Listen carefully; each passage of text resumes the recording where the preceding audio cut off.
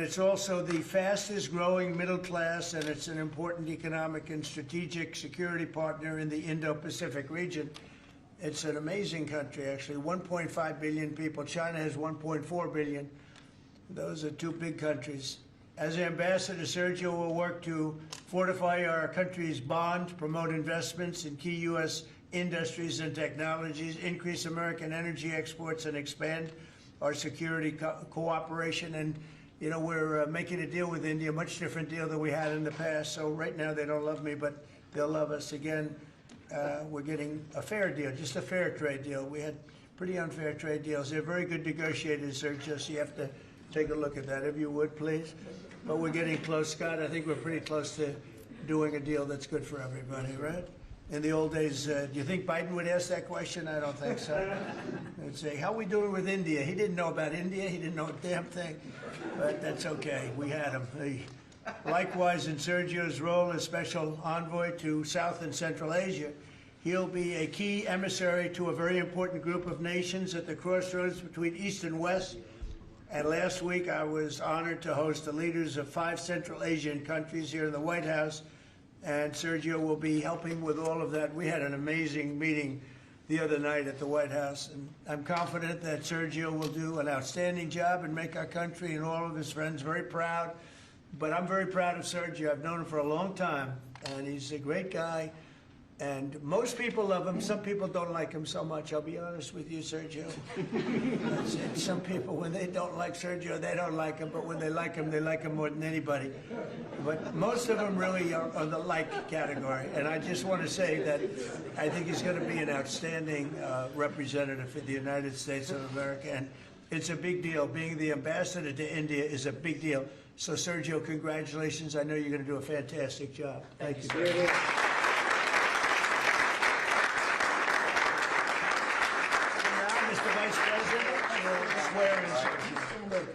Okay. Swear him in here. Left hand up, right hand up. Thank you. Thank you, Judge. I appreciate the assistance. We have such a crowd here, you'd think we're swearing in a vice president, sir. Okay. Please repeat after me.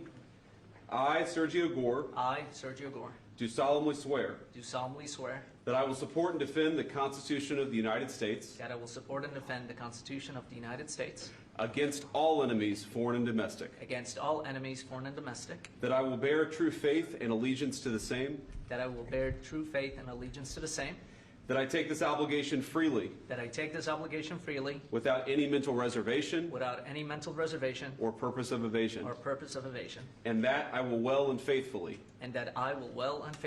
discharge the duties of the office on which I am about to enter. So help you God? So help me God. Congratulations, Mr.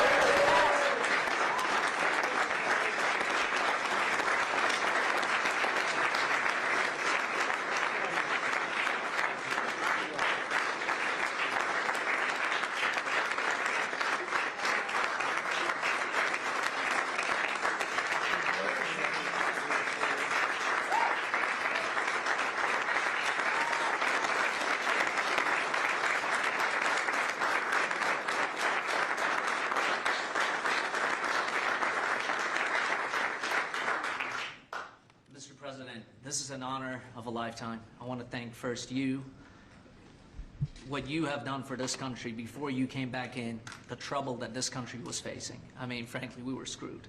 What you have achieved in 10 months has been historic, has surpassed any other presidency, and I fully believe what you will achieve in the next 3 years will never be beaten.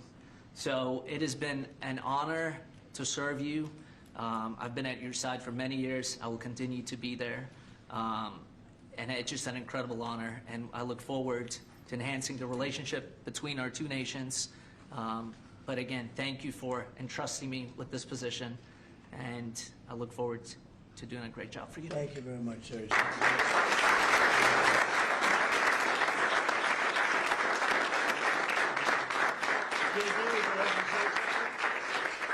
Thank you, sir. First of all, congratulations, Sergio. You're going to be a great ambassador, a great representative to the country of India, which the President and I both love.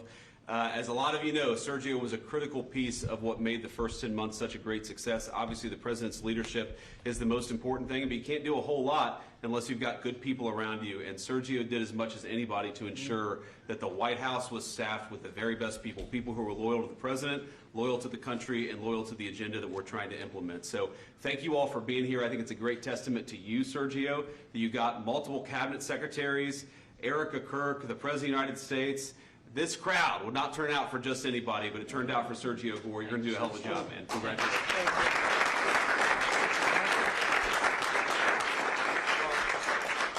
Just to echo what Sergio said, Mr. President, you've done a lot for this country, more than any other president has in such a short period of time. And part of that is putting together a phenomenal team. And I know Sergio was instrumental in helping you achieve that. And so we think he'll do a great job. This is a very impressive collection of people. There are almost 1.5 billion people in the Oval Office right now. But Sergio's going to do a phenomenal job. Those of us who've known him, so many of his friends that are here and family as well, that know how hard he works, 24 hours, 7 days a week. And that's what it takes to work in this administration, because of how much you're pushing our country forward around the world and here at home. And we know Sergio will do a great job. So congratulations, Sergio. You're going to do a phenomenal job. Thank you. Thank you. Janine, please. Well, I'm very proud to be here with Sergio, my friend, has been my friend for many years. He is someone who is loyal, he is trustworthy, and he works as hard as anyone I know. And Mr. President, there is in this room a group of people who love you, who believe in you, and who are so proud to be in this Oval Office and to be part of this amazing day, because you have changed the course of America. You, and thank you, Sergio, for what you've done. God bless you both. Thank you very much.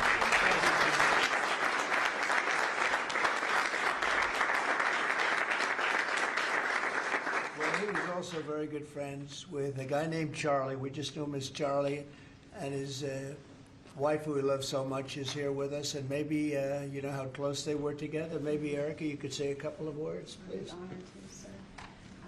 Charlie loved you. It's hard not to get emotional because I know that he would have been the first phone call when he found out that you were going to be taking this position. And the way that I was able to witness the two of you work together for years and to champion and support the president was absolutely humbling to witness. And I am so proud of you. And Charlie is going to be with you every single day. In spirit, and I will be praying for you every day, because I know that this is just the beginning of an incredible opportunity for you. And sir, thank you for allowing Sergio to have this beautiful moment. Thank you very much. Thank you, John. And that man's watching over us right now, right? Okay. Any questions? You mentioned senators that are here, Mr. President. Do you personally approve of the deal that's happening right now in Capitol Hill to end the government Well, it shutdown? depends what deal we're talking about, but if it's a deal I heard about, that's certainly, you know, they want to change the deal a little bit, but I would say so. I think based on everything I'm hearing, they haven't changed anything, and we have support from enough Democrats, and we're going to be opening up our country. It's too bad it was closed, but we'll be opening up our country very quickly. Mr. President, that deal does reverse the mass firings your administration put through during the shutdown. Did you sign off on that, and will you abide by that if this passes? Well, I will be. I'll abide by the deal. The deal is very good. We're not going to be giving $1.5 trillion to people that came in from jails and from, you know, the gangs and drug dealers and all of these others that they wanted to be given health care, which would have hurt our health care system. I hope that we're going to be able to have a health care where Lindsay and I were discussing it, Jim and I were discussing it, and Katie, we discussed it. We want a health care system where we pay the money to the people instead of the insurance companies. And I tell you, we're going to be working on that very hard over the next short period of time, where the people get the money. We're talking about trillions and trillions of dollars where the people get the money. Yes, please. Syria, the Syria president, sir, could you update us on your meeting? Did you come to any agreements? Say it. With the leader of Syria you Yeah. had earlier, did you come to any agreements today? Well, I've had an agreement with him. He's a very strong leader. He comes from a very tough place, and he's a tough guy. I liked him. I get along with him, the new president of Syria. And we'll do everything we can to make Syria successful, because that's part of the Middle East.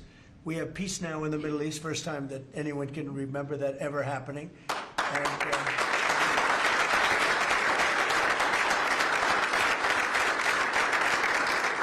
as you a very big part of the Middle East, very important part. If you look back at Syria for years, they had the doctors, the lawyers, they had so many of the great intellects. It's an amazing place with great people, and we want to see Syria be successful along with the rest of the Middle East. So I have confidence that he'll be able to do the job, absolutely. How close are you to a deal on a trade deal with India? Are Right. you willing to consider lowering the current tariff rate? Well, right now the tariffs are very high on India because of the Russian oil, and they've stopped doing the Russian oil. It's been reduced very substantially. Yeah, we're going to be bringing the tariffs down. So what kind of level are we talking about here? I mean, How at close some are you? point, no, at some point we're going to be bringing them down. Without tariffs, this country would be in such trouble, as they were for many years. That's why we owe $38 trillion. And one of the things we're going to do, we're going to issue a dividend to our middle income people and lower income people of about $2,000. And we're going to use the remaining tariffs to lower our debt. We're going to be lowering our debt, which is a national security thing. So we're doing a lot of good work. And the numbers were reported so incorrectly. The real numbers are trillions of dollars have been taken in or gotten in terms of investment from the tariffs. And so if that were ever reversed, it would be a disaster. Frankly, it would be a national security problem for our country.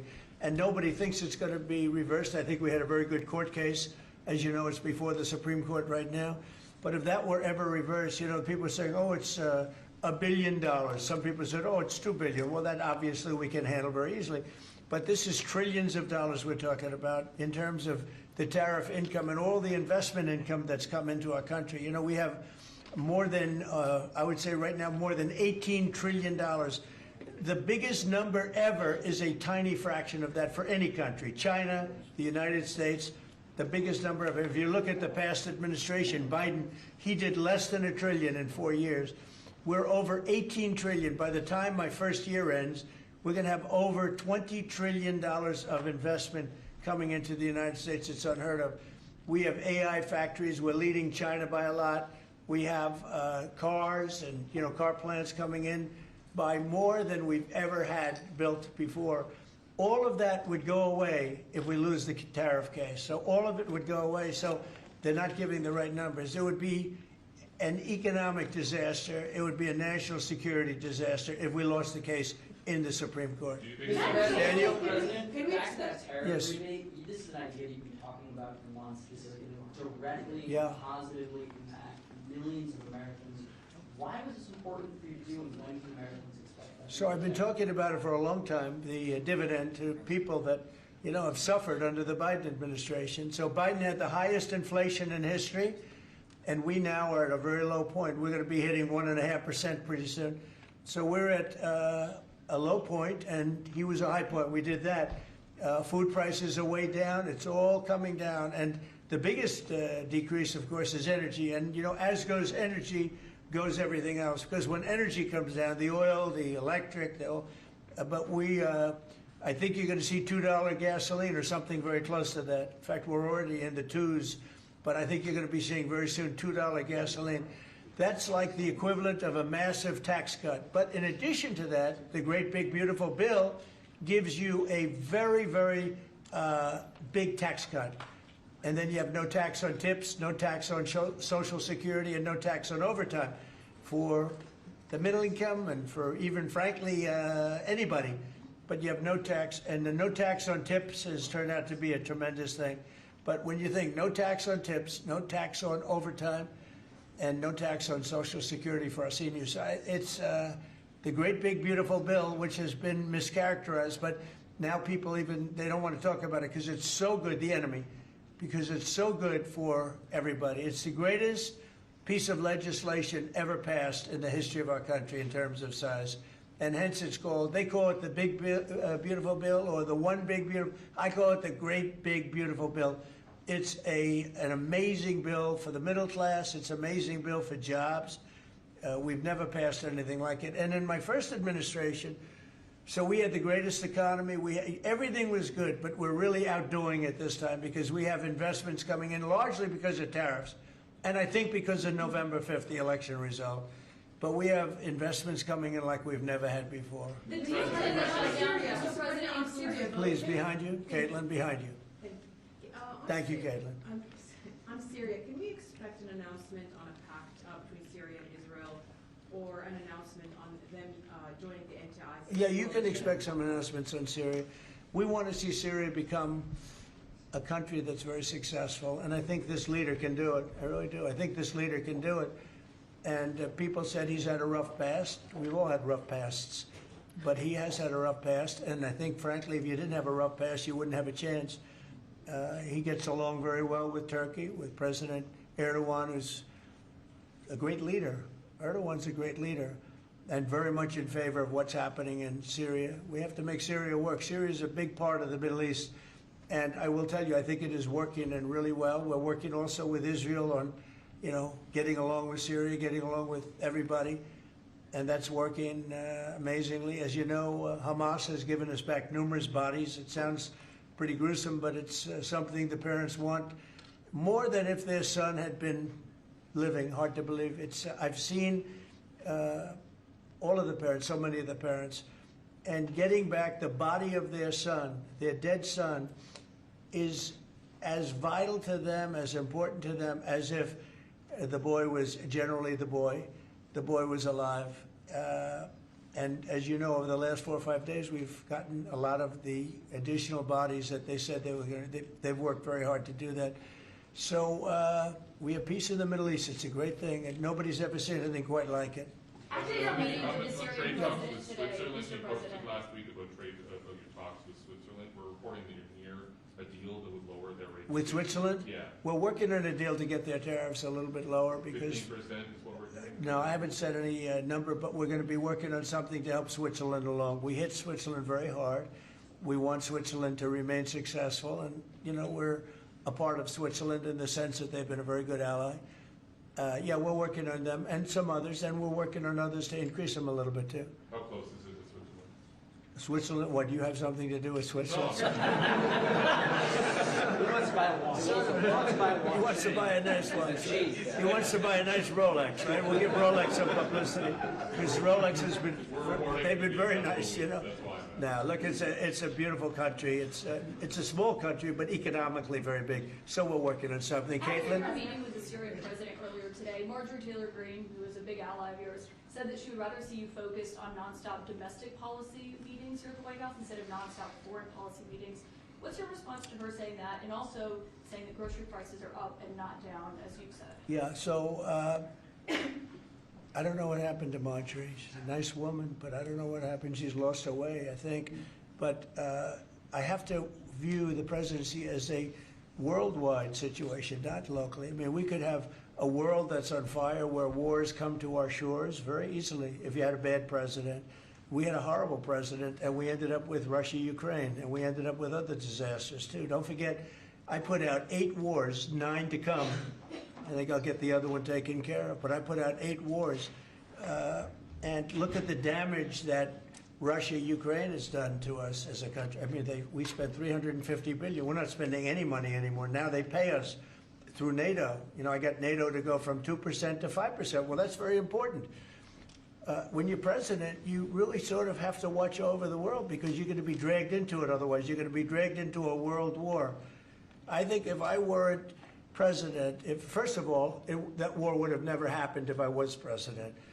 And if I weren't president, that war could have led to World War III. It won't. It's not going to anymore. But when I first got in, I said, wow, this situation could lead to World War III. And I got NATO together. I got everybody together.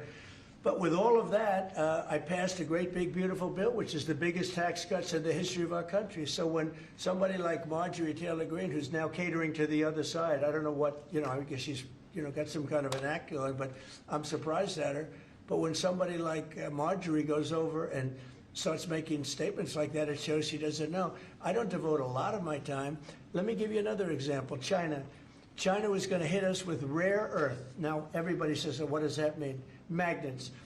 If China refused to give magnets, because they have a monopoly on magnets, because they were allowed to happen over a 32-year period, there wouldn't be a car made in the entire world. There wouldn't be a radio. There wouldn't be a television. There wouldn't be internet. There wouldn't be anything because magnets are such a part. Now, nobody knows what magnets are, and not overly sophisticated, but to build a magnet system would take 2 years. So if I weren't able to say to China, look, if you're going to do that to us, we're going to charge you 158% tariff. It was 100% on top of 58%. And China called up immediately and said, we will make peace. And we made peace. We made a great deal. We made an unbelievable deal. China's paying tariffs to the United States, not the United States paying tariffs to China, which has always been the way it was. Nobody can believe these deals. But so when somebody makes a statement about he's devoting time to the world, well, the world is the United States, because if the world's in trouble or if the world is ripping us off, you know, the world was ripping us off before I came here. Europe was getting massive tariffs. They were sending us 9, 10 million cars a year. We were sending them none. They were not taking our agriculture. We were taking massive amounts of their. It was so unfair.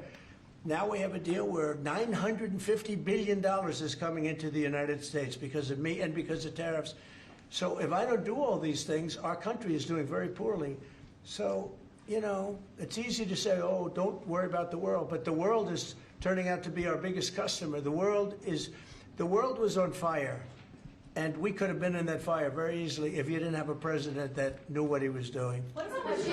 Can you guarantee to Americans that travel is going to go back to normal once the government... That travel is? Travel, Oh, yeah. It'll go better than normal. You know why? When the government reopens. Yeah, sure. It'll be much better than normal because we're buying the most sophisticated avionics and, you know, technology for our control towers.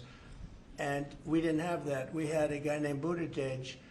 Edge, they say is the best way. Just say two edges, like off the edge of a cliff, which is where they were taking us, by the way. Edge was the Secretary of Transportation, and he spent billions of dollars trying to patch together our air traffic control system, which was a conglomeration of all different systems in all different cities. They had hundreds of companies working on it. And they were spending billions of dollars. And when they turned it on, it didn't work. It didn't even work a little bit. That's why you had a helicopter crashing into an airplane, that if we had a great system, bells and whistles would have started going off. So we are now in the process. We're in the final bids of getting the finest system anywhere in the world. I've analyzed it. Sean Duffy has been working really hard on it, doing a fantastic job, by the way.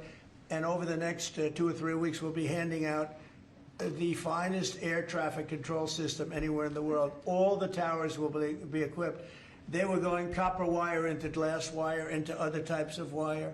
And if you knew anything, you know copper wire doesn't work with glass. You know glass doesn't work with other substances. And they spent billions of dollars, and when they turned it on, nothing happened, okay? We're getting the most sophisticated, all brand new, all brand new. Every control tower will have the same exact system. It'll be the most sophisticated system by far in the world. And what we've done is we've looked around other countries and we've taken the absolute best systems in every different form, because there are different. You have lots of different companies like IBM and Raytheon and a lot of great companies. They're all bidding, and we're going to pick the best one, and it'll get built relatively quickly. And we are going to have the greatest air traffic control system anywhere in the world. Thank you very much, everybody. Thank you. Thank you.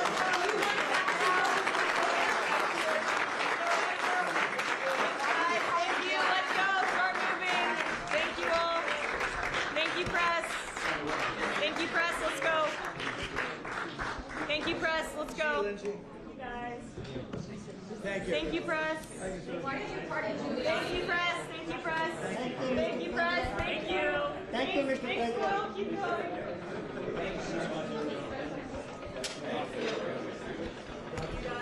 Thank you.